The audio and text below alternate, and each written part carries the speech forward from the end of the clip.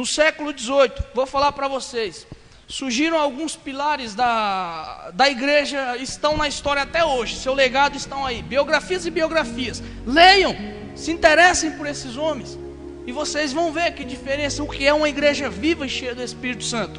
Jonathan Edwards, John Wesley, George Whitefield, Howard Harris. John Wesley entrou no seminário, se converteu ao Evangelho, entendeu o que é o Evangelho pela fé, começou a orar. Começaram a orar. Londres, naqueles dias, a Inglaterra de John Wesley, a cada 6 casas, era um bordel de prostitutas. Os pregadores saíam dos púlpitos e iam beber cachaça. Saíam dos púlpitos e iam para o bordel na esquina. Era essa a vida da igreja. Está igualzinha a nossa. Quantos escândalos de adultério vocês não têm presenciado aí? Está igual. Esses cantores gospel, essa mídia, todos eles, cocaína, droga, tudo morto. A Inglaterra de John Wesley era da mesma forma. Um dia esses homens se reuniram para orar, George Whitefield, John Wesley, e o Espírito Santo veio sobre eles de forma poderosa. Jovens. Sabe quantas pessoas tinham ouvido John Wesley quando ele pregou o seu segundo sermão? 12.000 pessoas. 12.000 pessoas, sem som, sem músico, sem nada. A exposição simples do Evangelho. Porque eram homens que se colocaram na presença de Deus. O que John Wesley fazia? Estudava as Escrituras, orava e pregava. Era isso que ele fazia. A vida dele estava nas mãos de Deus. Homens fantásticos. David Brainerd.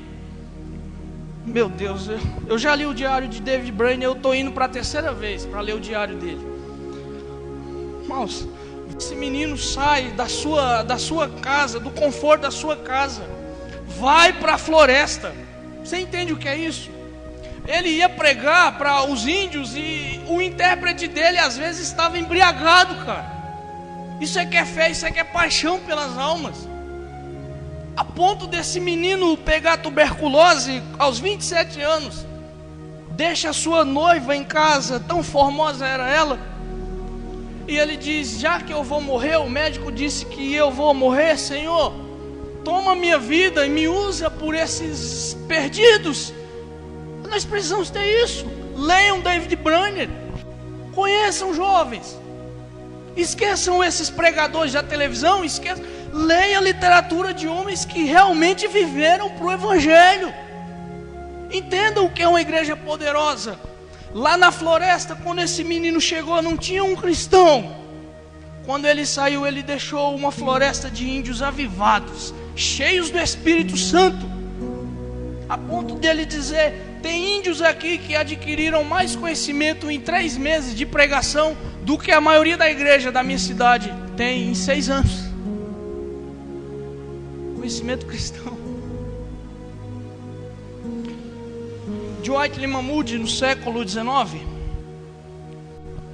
ele se converteu a Cristo.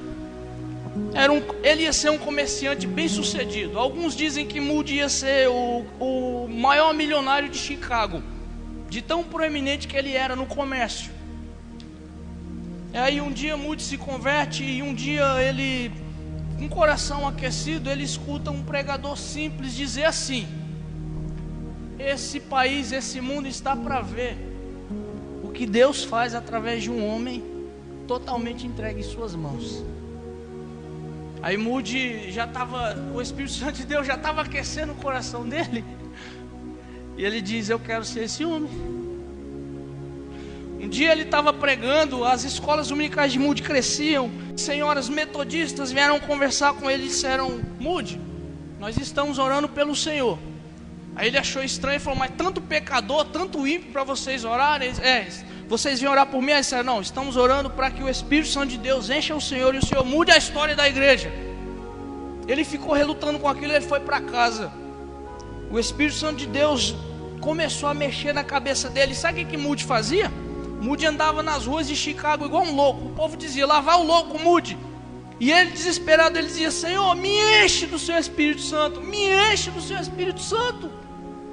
E um dia ele estava indo na rua conversando com Deus. O Espírito Santo de Deus veio nele na rua, irmãos, na rua. Ele correu para a casa de um amigo, ele disse assim: mude o que você precisa. Ele disse: eu quero um quarto para mim me trancar. E ele se trancou de manhã e saiu de lá à noite. E ele disse: era tão poderosa, irmão, a unção de Deus, que eu pedi que o Espírito Santo parasse, que senão eu iria morrer. E quando o Moody pregava, as pessoas se convertiam.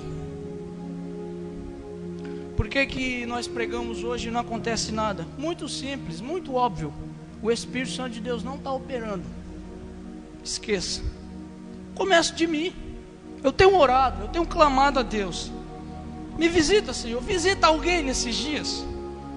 Evan Roberts, 1904, o País de Gales sofreu um poderoso avivamento.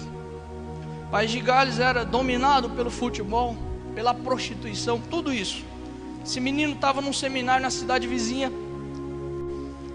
Ele sentiu um desejo forte de orar.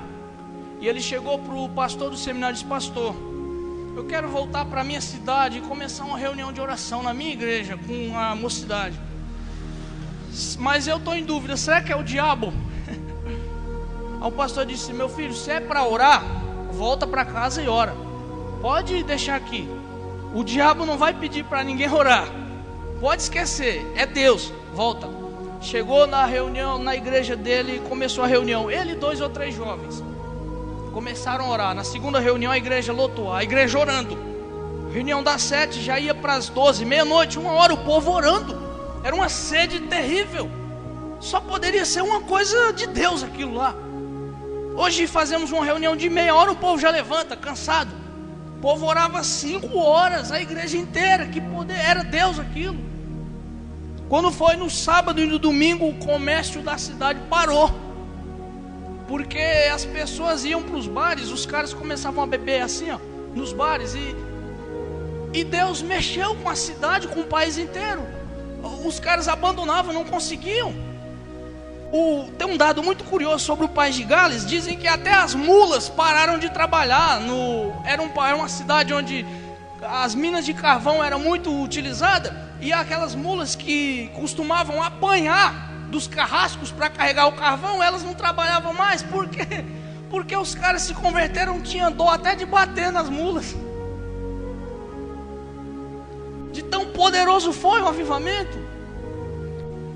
Mas não se engane, não foi através de crentes sem compromisso, descompromissados. Agora, se vocês quiserem e preferirem, como eu disse, ficar com essas pequenas coisas, a escolha é de vocês. Vocês podem, Deus pode levantar homens aqui, novos Elias, novos David Brainerd, novos John Wesley. Deus pode, mas não é da forma que eu e você estamos vivendo. Só aquele que der totalmente a sua vida para Deus, que deixar tudo, prazer, deleites dessa terra, tudo, abandone seus projetos, viva os projetos de Deus. Somente esses.